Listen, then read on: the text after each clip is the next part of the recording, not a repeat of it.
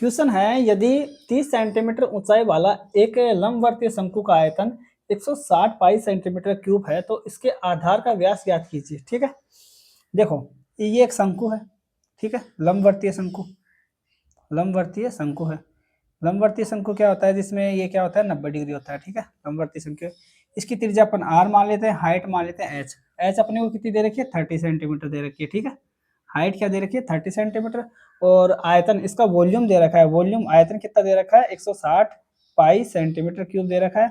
और इसका वॉल्यूम क्या होगा, वॉल्यूम, वॉल्यूम का फॉर्मूला होगा 1/3 पाई r स्क्वायर और h होगा। ठीक है, वॉल्यूम का फॉर्मूला ये होगा इसका। और आपने को क्या पूछा, व्यास पूछा है, तो व्यास क्या होता है, व्यास, व्यास बराबर होगा क्या, व्यास बराबर होगा त्रिज्या का दोगुना 2 इंटू आर।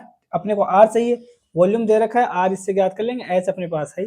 तो अपन जानते हैं वॉल्यूम बराबर क्या होता है लंबवर्तीय शंकु का 1/3 पाई आर स्क्वायर एच होता है। ठीक है, वॉल्यूम अपने को 160 पाई दे रखा है, तो ये 160 पाई मान रख दिए। ठीक है, बराबर 1/3 इंटू पाई आ जाएगा, ये आर स्क्वायर, आर की वैल्यू तो अपने को ज्ञात करनी है, तभी तो व्यास ज्ञात होगा।